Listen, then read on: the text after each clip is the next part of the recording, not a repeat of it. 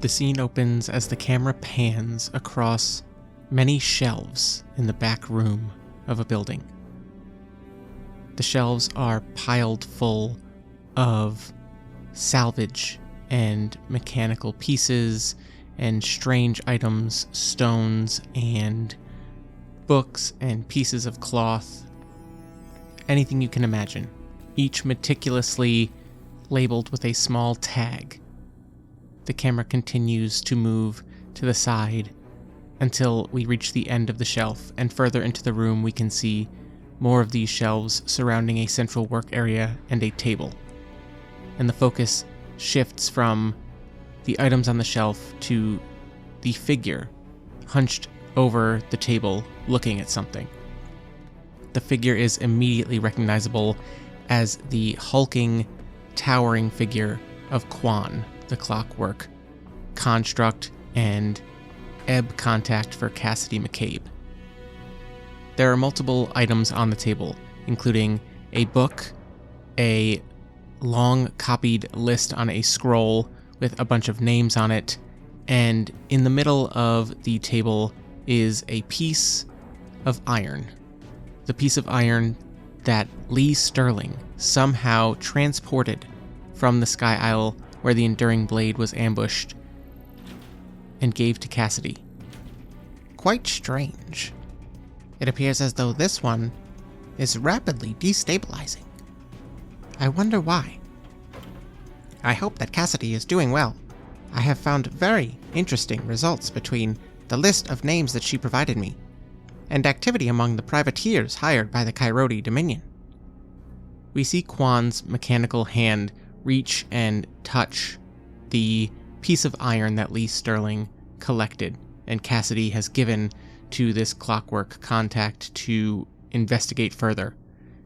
And when they do, their metal hands, as if given even more of a human touch, begin to shake, and we can hear the rattling. It appears as though the iron is conveying some sort of charge or energy that Quan is fighting as they pick it up. And they place it in a small box and go to close the lid. And when the lid closes, we also hear a bell announcing people coming into Quan's salvage and specialty storefront. Quan leaves the items on the table and walks out towards the front. We see them fix the vest that they keep over their metal hull frame of their upper body, and they wear an apron-like skirt or similar over their waist and covering their legs as they walk out into the store to greet who they think will be customers. But when they arrive out into the storefront, they see that these are not customers. Turning and locking the door behind them and closing the shades as they walk in, a man turns around and greets Quan. Now for a cold open, I'm actually going to roll some things on oracles here. What does this character look like? First, look here for character oracles. That is an 11. They are attractive, okay? And 22, they are distinguished. This makes sense because in my mind, this person is a high-ranking member of either Coyote government or military. Let's go ahead and roll a 50-50. If it's 50 or less, they are military. If it's higher than that, they are government. 91. This is a Coyote government official. What is their trademark item? Whoa, that is a 100. I feel like that's like the third 100 I've rolled in this series. So we get to roll on descriptor focus, so here goes. 19 says corrupted. Yes, perfect. And 13 is cash. Corrupted cash. Okay, we'll see how we can work that in. And let's give them a goal real quick. I'm going to roll character goals. Another 13 for to claim a ship or command. Oh boy. We know what ship that is. Okay. This distinguished man walks into Quan's shop, and Quan immediately recognizes them. Senator Minos, what a surprise. Do you have interest in my salvage operations? The senator scoffs. Q, you're almost worse than you were in real life. I don't know which version of you I like less. I'm going to ask you questions, and you're going to give me honest answers. Or I will get them one way or another. You know this. Yes, sir. The senator reaches into their fine coat pocket and produces a heavily patinaed, but in immaculate condition, small metal of some sort idol, and they place it on Quan's counter. The senator looks at Quan and says, let's pretend I found this in a salvage. What would you say it might be? Quan's mechanical eyes spin and open wider to take in more. We see the glow of now very open, illuminated orbs for eyes, and we hear Quan's voice shake as it comes out. This potentially predates the cataclysm. We thought so as well. The explorer who retrieved it nearly drowned, bringing it back to the surface. His life is in the hands of the enduring servants now. However, it appears that him removing whatever this is has caused that island to react in a way nobody expected. And we need more people to get out there. And in order to get close, I'm going to need a very specific ship. One that you, Q, happen to have information about. I don't know what you mean, sir. I live here in Crania. I don't leave. Don't lie to me, Q. I can get the information. Where is the Revenant? Quan hesitates just too long in responding and says, Sir, but he doesn't even finish before Senator Minos rolls his eyes and says, Fine, we'll do this the hard way. Restore bond. And upon uttering those words, the light behind Quan's eyes goes dim. Cycles, cycles, cycles, and restores. The Revenant is currently docked in Deepwater Harbor. How is that so hard? You're coming with me.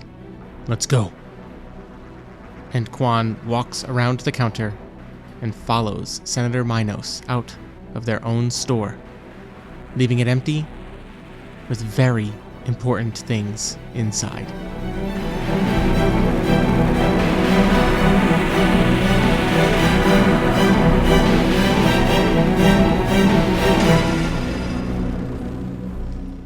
Hello everyone, and welcome back to more Ironsworn, Sundered Isles, Season 2, Heart of the Dominion, all that good stuff. I took a little longer in this intro because I wanted to roll some oracles up and not just do all that ahead of time and tell this story. I think that even when you're doing things off screen to enhance the story for your main protagonist and things that are happening to secondary characters and NPCs that are important, give them that full experience, right? Like, let that be as equally left up to chance. But before we get into Cassidy's prison escape with Damaris Iver, let's do the end of March announcements. Next week was supposed to be the Eat the Reich one-shot that I was going to be doing with some of the folks from the DMs After Dark and friends, but unfortunately we had some scheduling issues and I don't want to rush it right before that's going to come out and have to deal with the turnaround on editing. So instead, Troy and I got together and did a tabletop tutorial episode of Hunter Hunted by Super Dylan of the One Shot Network and Megan Cross, creator of many, many great solo and GMless games. So keep your ears peeled for that. We will still be doing Eat the Reich, hopefully in the near future, if scheduling permits, and we'll fit it in when we can. By the time this goes up, I think my episode of Magical Year of a Teenage Witch with Jeff Stormer on Party of One should be up, but it might also be coming out the day after this goes up. But this week, go check out the Party of One podcast feed and listen to me play a Teenage Witch, a game that inspired my Koriko solo series. So hopefully you all enjoy that as well. And then we're heading into April, which is going to be a 5 Tuesday month. The last week of April I'm already committed to, and you know this, I am putting out a Mech City, maybe 2, if I can figure out the layout and get a good system going. I'm also going to be working again with Rosso, friend of mine who's had a perspective checks on this series, and he is going to maybe also be helping make a city for Mech because he was one of the co-designers for that game. So yeah, hopefully that's going to be a good one. I might even double it up with release on the last week and maybe even play through a Mech City and see how we do. We're already far too into this episode. No more announcements. We've got a prison break to do.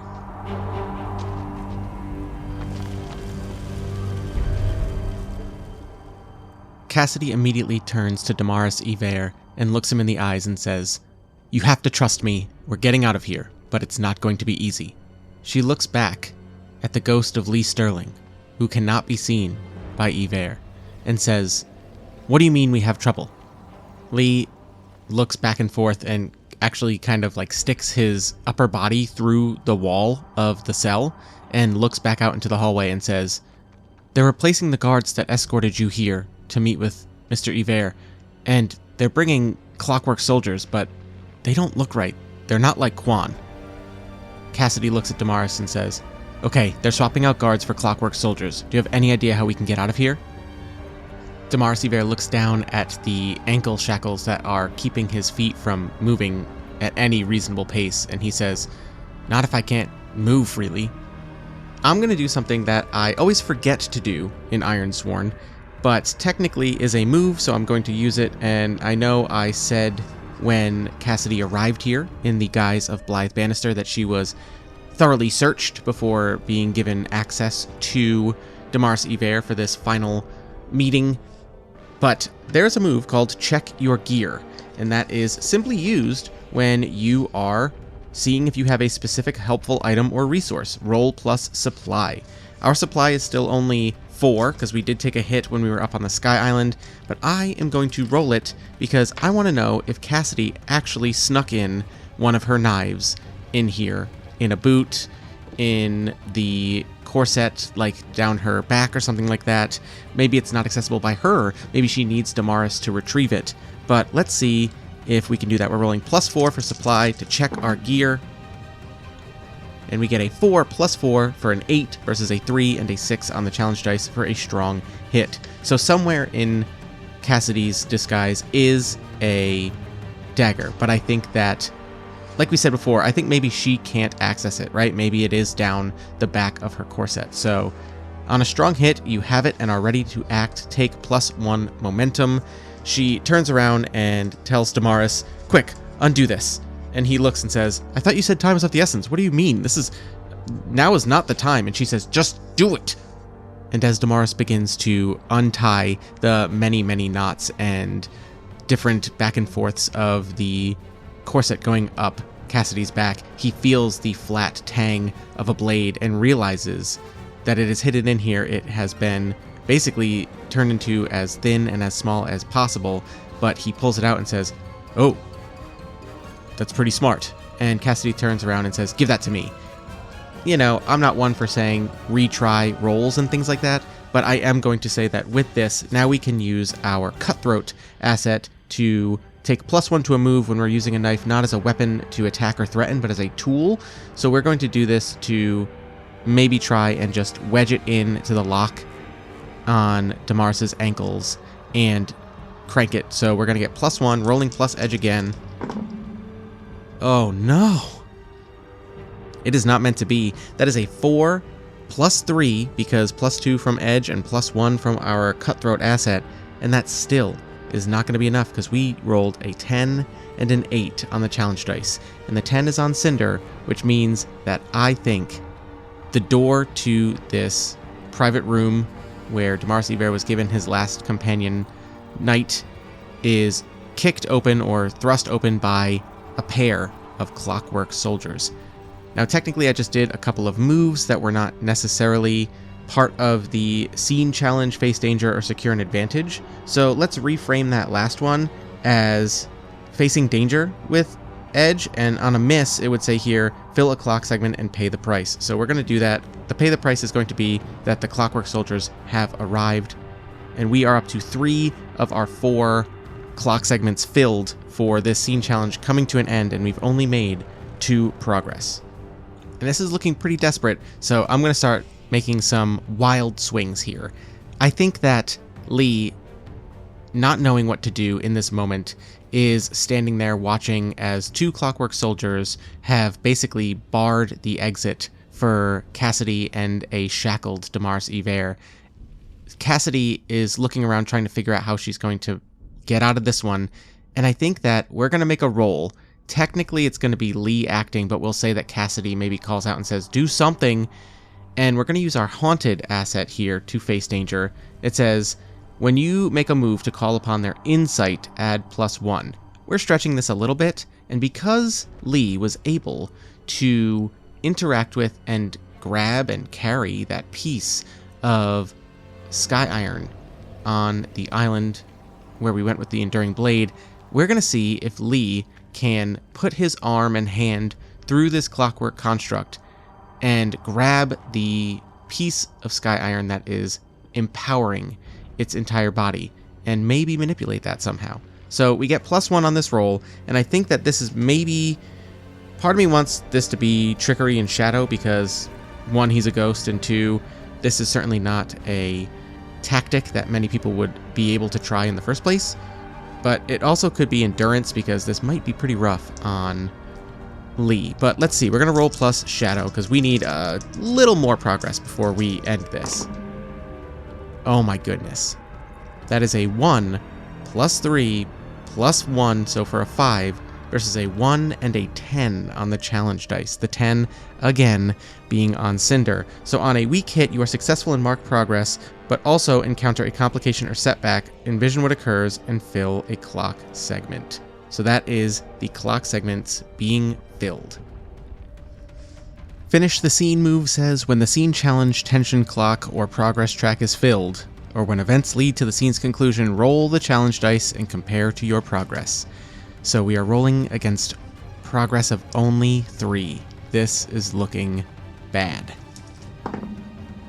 But there is a 1 in there.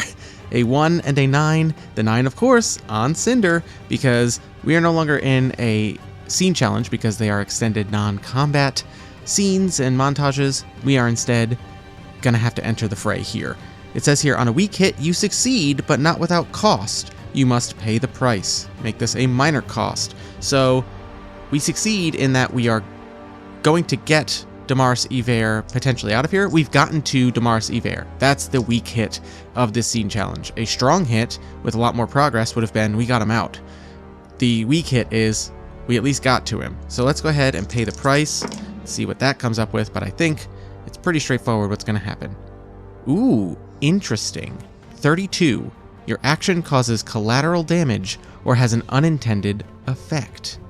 And I kind of want to tie that to Leigh Sterling grabbing the heart, the sky iron heart of this clockwork construct. Let's roll on an oracle. And let's roll on a different kind of oracle, one that I don't get to roll on very often. Let's roll on, in the back of the book here, there is story complication. That feels like a good one. 73 says, 2 seemingly unrelated problems are shown to be connected. Oh, I love this. I love this so much. Okay. Well, let's think about our outstanding problems. Our background vow is the extreme one of discovering the identity of Will Solace, which will free the ghost of Leigh Sterling. That's a big one. Presumably, we're going to learn something about that from Damaris Iver if we can get him out of here, because he was investigating rumors of a curse or corruption that had been inflicted upon others, presumably at the behest of the Coyote Dominion, either Navy or government. And our intro had a little introduction to a government official and Senator Minos who wants the Revenant. Okay.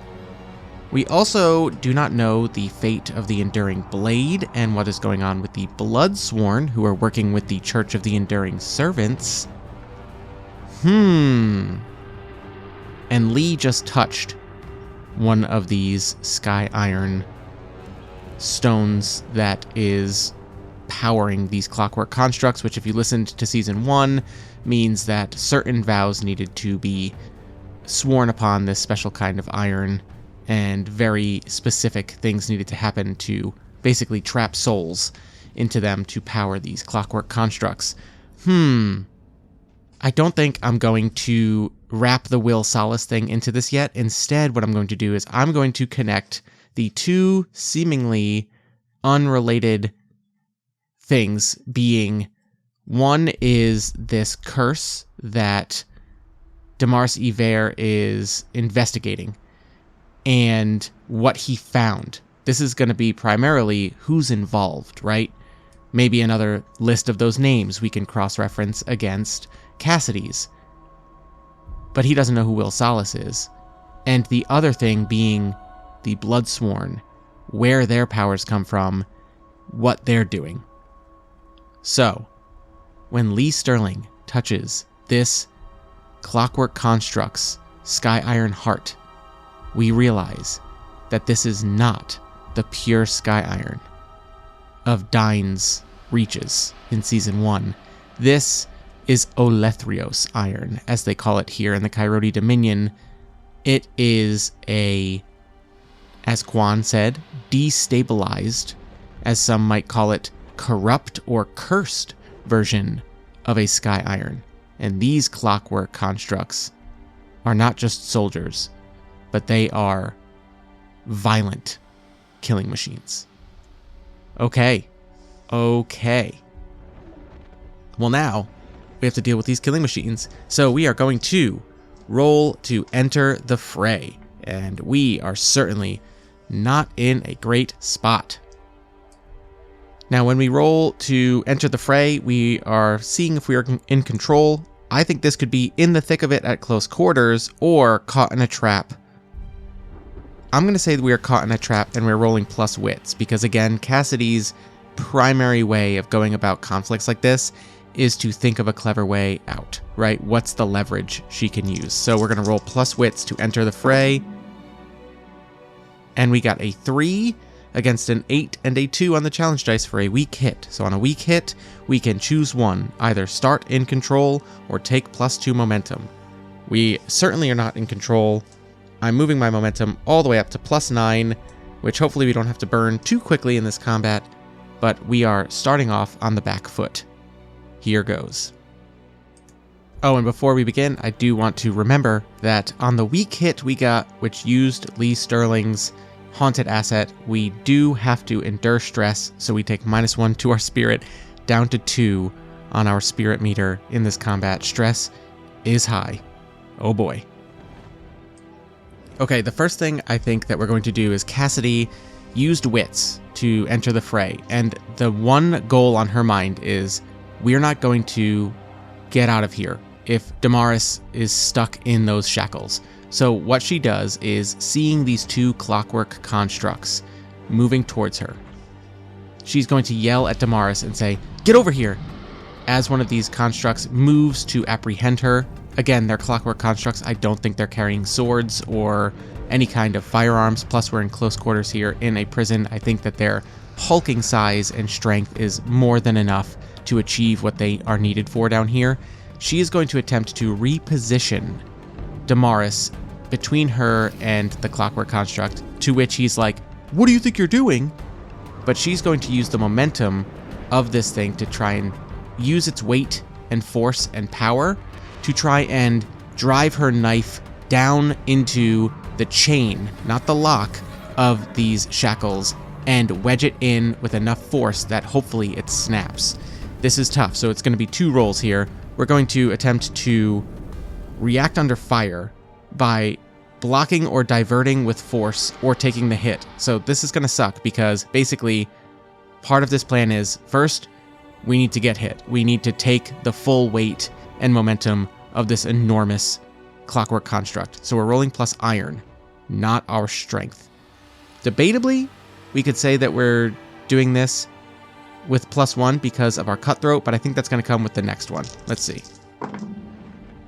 Oh no. That is a 5 + 1. Even if we had the +1 from cutthroat, that is a 7 versus 2 8s on the challenge dice for a miss with a match. However, I'm using that momentum we just brought up to 9 to make that a strong hit with a match. Our momentum reset is down to 3 instead of 2 because we did infiltrate this prison as Blythe Bannister, the companion. So, oh boy.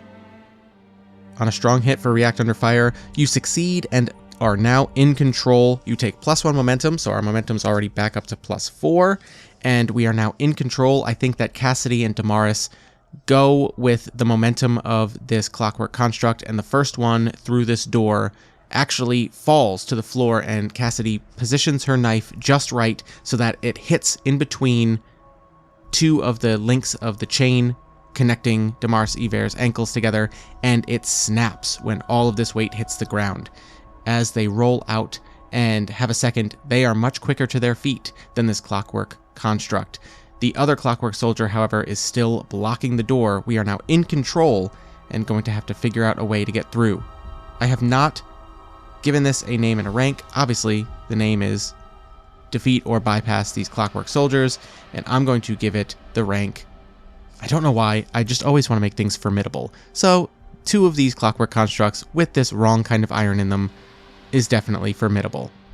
Now, I want to just run in and see if we can start attacking and cutting our way through, but I want to get back to Leigh, who is holding the Sky Iron heart of this other construct, and see what that's getting us. So, on a weak hit, I think that Leigh is experiencing the difference between Sky Iron in its pure form and the Elethrios Iron in its cursed or corrupted form, and that is not going great. So I think that Leigh, we're going to see him through Cassidy's eyes, and Cassidy yells to him and says, "Leigh, are you okay? Let it go."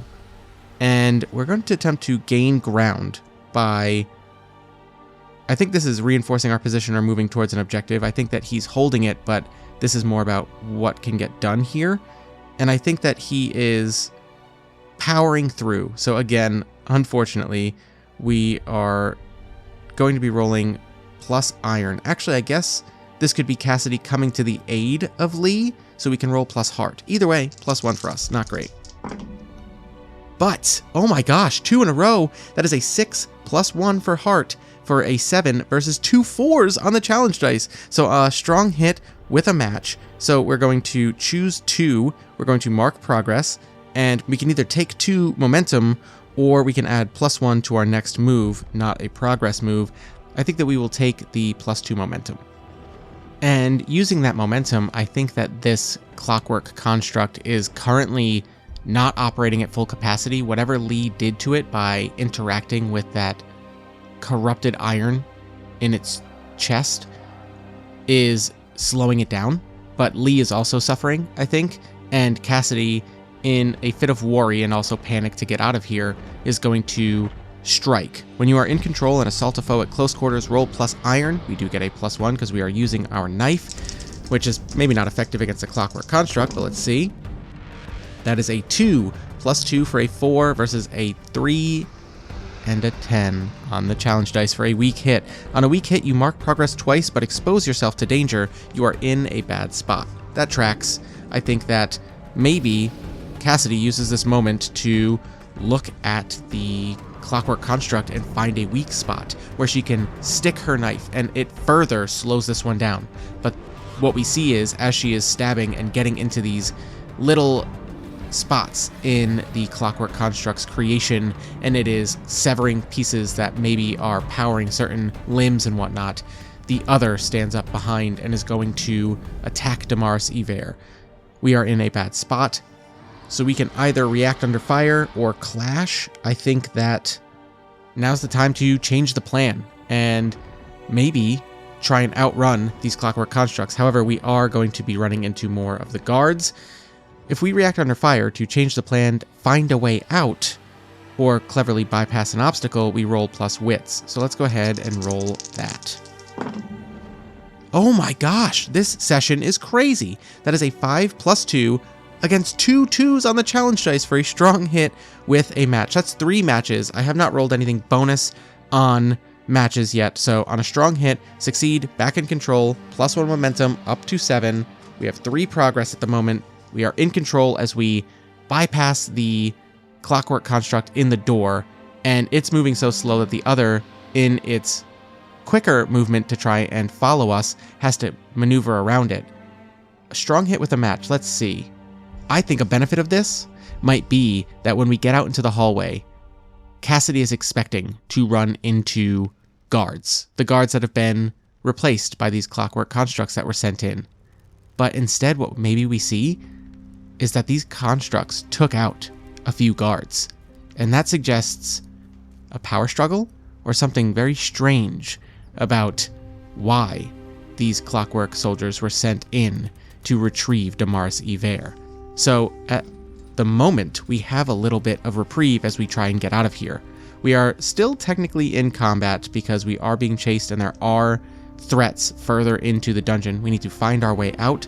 We are in control, so I think we are going to gain ground by... This seems like it has to be plus wits again, right? We are coordinating a plan now, studying the situation. Damaris might know a little bit about the layout of this place, and Leigh can help. Let's check to see how Leigh is doing. I'm just going to roll an oracle roll, and I think that it is unlikely that he has been taken out, but I think that, there's definitely a chance that he is not working the way he should. I'm going to add the cursed die to this, as always, because he touched some corrupted iron, so what does that mean? So, as long as we roll a 26 or higher, Leigh is okay at the moment. So let's see. 93, not cursed. Leigh is shaking his hand in a way that's like, you okay? Because you don't really have tactile senses. And he's like, well, apparently I can touch iron, and I do not like the touch of that one. Cassidy says, can you please scout ahead? We're going to take a second, get these shackles off, see what we can do, and come up with a plan. Let us know the way to go. And Leigh says, you got it. And he's going to move ahead. We're going to gain ground once again using our haunted asset to get insight from Leigh as he is going to scout out these labyrinthine hallways of Deepwater Dungeon. And we are going to roll plus wits to gain ground. That is a 5 plus 3 against a 2 and a 4. On a strong hit, we do not have to endure stress with the haunted asset, and on a strong hit, we can choose to. We are going to mark progress again, up to 4, and we are going to take plus 1 on our next move. We're going to keep our plus 7 momentum at the moment, and take plus 1 on our next move, because I think that as Leigh comes back, he says, okay, the guards at the next station don't seem to realize that their allies have been knocked out down here. I don't even know if they know that the constructs are out here.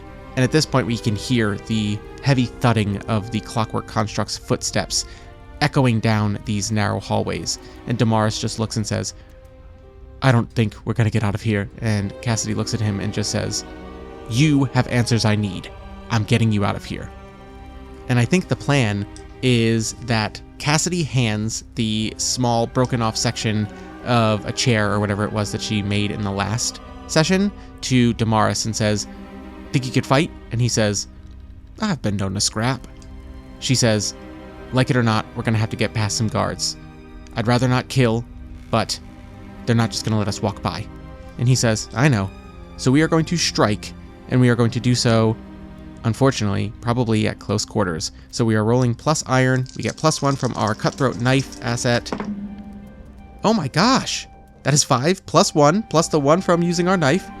And that is a 7 against a 6 and a 2 on the challenge dice. The dice want us to escape this prison. Thank goodness they do, because if I got stuck here, that would be big problems. But I am shocked the dice are working this well. So on a strong hit, mark progress twice. You dominate your foe and stay in control. We are up to 6 progress as we are making our way out of Deepwater Dungeons. We pass the first security ring and make our way towards the surface. Now, unfortunately, here's where we can kind of fast forward a little bit, and we see a little montage of Cassidy leading Damaris Iver and led by the ghost of Leigh Sterling as we cleverly bypass. You know what? Actually, let's roll for this. We are going to roll plus shadow because for the rest of this, up until the very entrance where Cassidy as Blythe Bannister was searched by the initial guards, who we did say were going to be a problem in the future, I think we're going to roll plus shadow to avoid any more guards because we don't want to be wanted for this kind of thing. It's going to be bad regardless, but let's see what we can do. Gaining ground by hiding. We're rolling plus shadow. That is a 3 plus 3 for a 6 versus a 3 and a 9 on the challenge dice for a weak hit.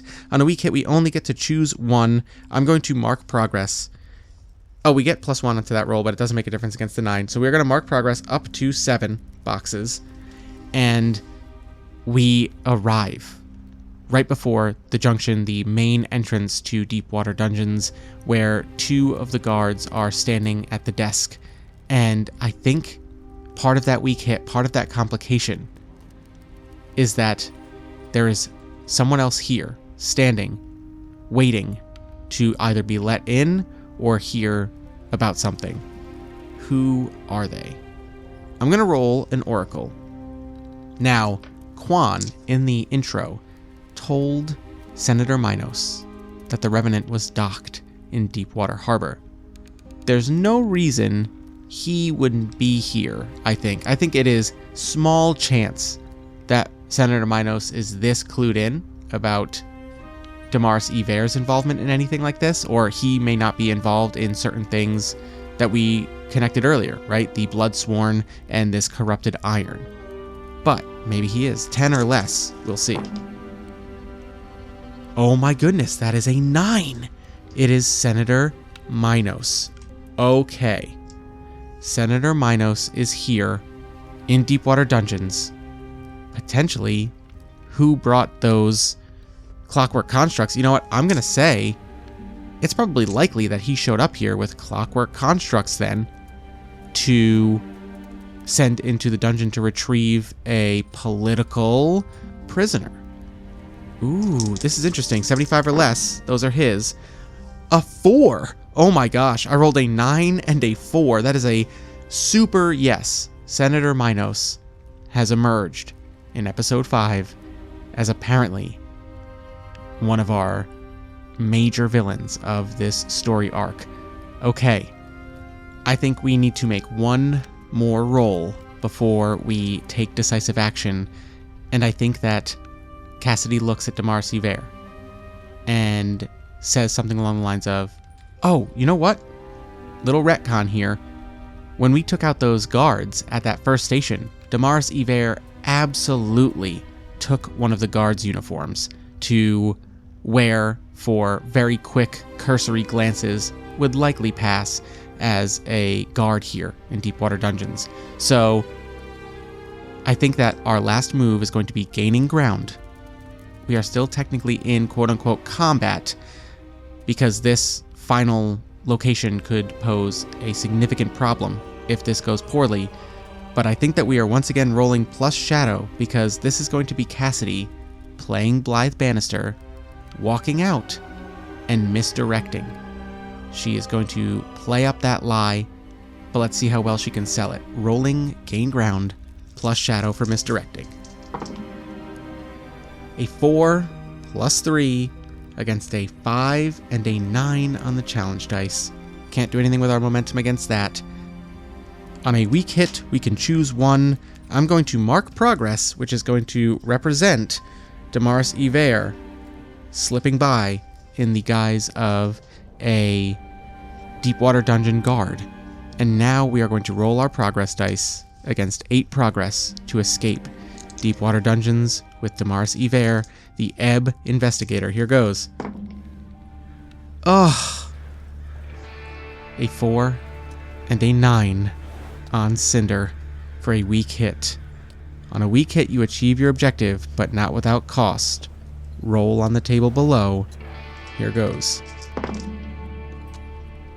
57. You face collateral damage. Something is lost, damaged, or broken. Lost, you say. Lost like the quote-unquote red diamond or the revenant has been seized by a certain senator who came here knowing where to find the very ship he needs to bring him to the island where he will get more answers about a strange, corrupt cache, an idol. Oh my gosh, we never thought of this. Was one of those clockwork constructs Quan. I'm gonna roll 50-50. This is bad. This is very, very bad. 50-50 with the cursed die. 43. Quan was one of those clockwork constructs that came down to take Damaris Iver away before his execution. We have gotten Damaris Iver out to avoid execution, but we don't know what Senator Minos wanted with him. This just got really, really juicy.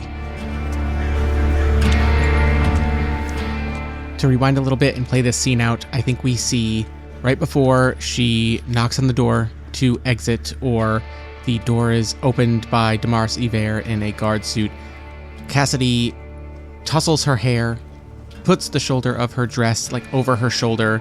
The back of her corset is kind of untied. No alarms have gone up this far yet along the chain, and she walks out looking a little tousled, if you will, and looks to all of the guards who now are looking at her, and Senator Minos, who gives her an arched eyebrow of disapproving looks, and she says, "For a man slated to die tomorrow, I bet he gets the best sleep he's had in a while after that."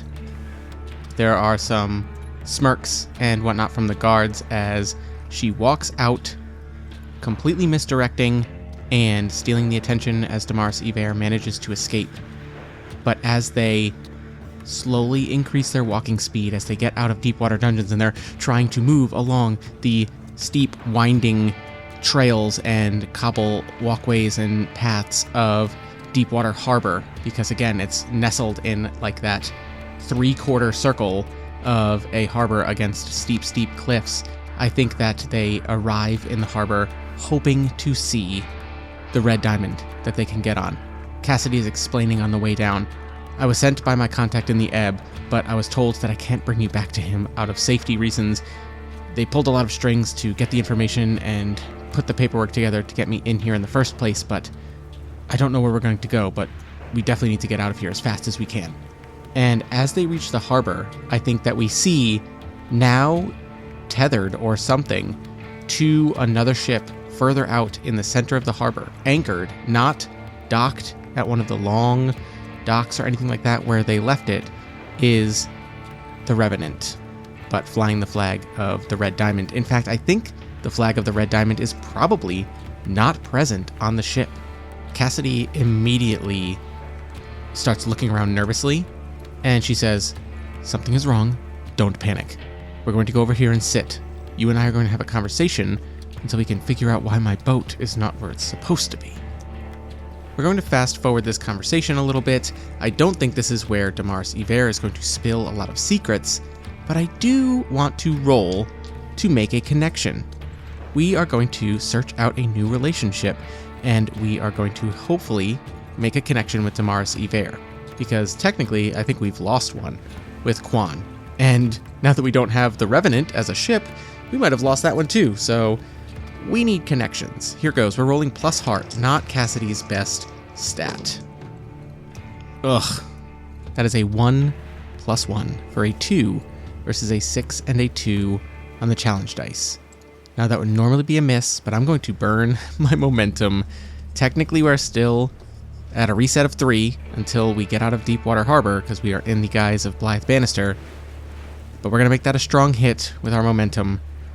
On a strong hit, you create a connection. Give them a roll and a rank. Whenever your connection aids you on a move closely associated with their roll, we get to add +1 and take +1 momentum on a hit. So we've created a connection with Damaris Iver.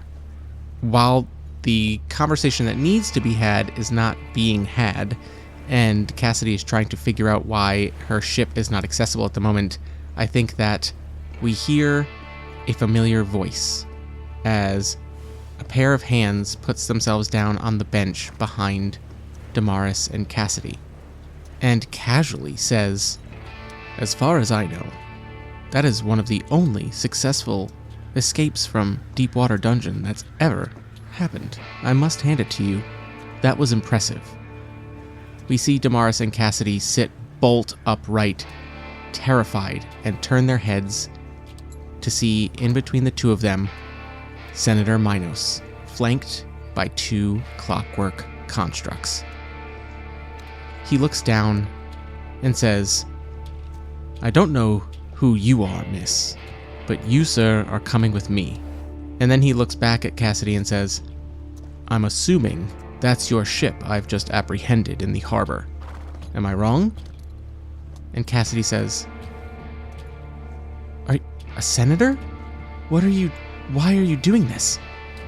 And he says, "Well, I wouldn't expect one like you, a lowly street spy, to understand the machinations that are going on at the levels of the Dominion Senate.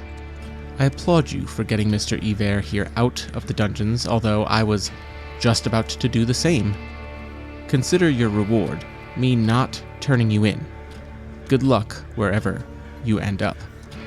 You, sir, are coming with me. We have an island to go to." And Cassidy looks up at Senator Minos and says, "You don't understand. Please, you can't take that ship. It won't... I can't explain it, but if you try and helm it, terrible, terrible things will happen." And for the first time, Senator Minos looks at Cassidy with actual interest and intent. And he looks at her and says, "You might be surprised at what I'd believe." And we're going to roll to compel. When you try and persuade someone or make them an offer, envision your approach. Cassidy is going to pitch to Senator Minos that he cannot sail the Revenant without her because of something he couldn't understand. We are going to do this. This is actually not charming or pacifying. This is not threatening or inciting or lying or swindling. I guess the closest it does come is it is a threat, and that's not Cassidy's forte. I guess technically this is a lie because she doesn't actually know something terrible would happen. She's just assuming it is. And yes, that is me just trying to get the +3 instead of a +1. So we're going to roll plus Shadow to compel Senator Minos to bring Cassidy along to sail the Revenant. She says, "I didn't work this hard just to lose my ship, lose my chance at answers, and watch that ship sink because you don't trust me and don't believe in the power that that ship has and the unfortunate way I am entangled in it. This man cannot die because of your ego. You must let me sail that ship. I will go wherever you need. Just do not go without me." Here goes. That is a 4 + 3 for a 7 against a 2 and an 8 on the challenge dice for a weak hit. They'll do what you want or agree to your conditions, but it comes with a demand or complication. I think it's pretty obvious. I don't think Cassidy's going to have much power anymore. I think she is going to basically just be doing Senator Minos' bidding and forwarding those commands over to the Revenant. So let's really quick fast forward to Damaris and Cassidy finally boarding the Revenant, which is now no longer pretending to be the Red Diamond. And I want to test Cassidy and the Revenant's relationship at this moment. It says here, when your relationship with a connection is tested through conflict, betrayal, or circumstance, remember, Cassidy owes a vow to the Revenant to sail it to the island in the center of these myriads, that ruined, cursed isle. The Razor Isle, where potentially we can put the spirit that is chained to this living, cursed ship to rest. Now, this is going to test the relationship because she no longer has the freedom or ability to make the decisions that will see this ship there. We don't know if what Senator Minos is going to need us to do is going to lead us there or not, and eventually, this could be a huge problem. So we're going to test this relationship. That is a 2 + 1 for heart against a 6 and a 2 on the challenge dice. On a weak hit, we develop our relationship, but also envision a demand or complication as a fallout. That makes sense. I think that the Revenant is frustrated, right? Like, it is not going to play nice with Cassidy. This was a blood-sworn vow with this ship. It does not take these things lightly. And finally, to wrap up this session, I guess we have to ask, after we see Cassidy and Damaris board the Revenant, it is going to be sailing as an escort ship alongside Senator Minos' ship, which is an absolutely incredibly nice small sloop or something like that. It's not a warship. It's just speed and luxury. Senator Minos actually boards the Revenant instead of his own ship and looks to Cassidy and says, "Helm the wheel. I'll tell you where we're going." And Cassidy looks and says, "All right, where are we going?" And the senator says, "On the edges of these myriads of the Coyote Dominion lies a small ruined island. The Explorers Guild and Cynosha Society have been studying sunken ruins beneath the isle. A young man nearly died there, but retrieved something that I must know more about." And that is where we will end our session. Thank you so much for listening. I hope that you enjoyed. I feel like a lot of plot threads are coming together in this session. I can see things braiding neatly and tightly towards an ending here. Cannot wait to see what the next few episodes end up being. This is going to be pretty wild. So thank you so much. If you like what I'm doing, consider following me on the social medias. I've been pretty quiet lately, but I've also been very busy lately. So hopefully I'll have more time to get in some discussions and stuff like that. But if you want, you can always email me directly at reneplaysgamespod@gmail.com. Love hearing from people about games, about feedback, about ideas, anything like that. If you'd like to be on a Perspective Checks interview episode, you can reach out to me. I am currently sitting on quite a backlog for that, actually. So, get in while you can, I guess. It seems weird to say that people are willing to talk to me, but I'm very excited about all of the interviews that you guys are going to be hearing in the next few months. If you haven't already, it would mean a lot if you left a rating and review on your podcatcher of choice. Just helps funnel me towards more people who might be interested in solo tabletop games or role-playing games in general, and actual play podcasts or interviews, anything like that, so more people can nerd out with me. And if you feel insanely generous, I did set up a Ko-fi that I set up and have really not engaged with, so I understand if you don't, but you can make one-time or recurring donations on there, which will help me cover the cost of podcast hosting.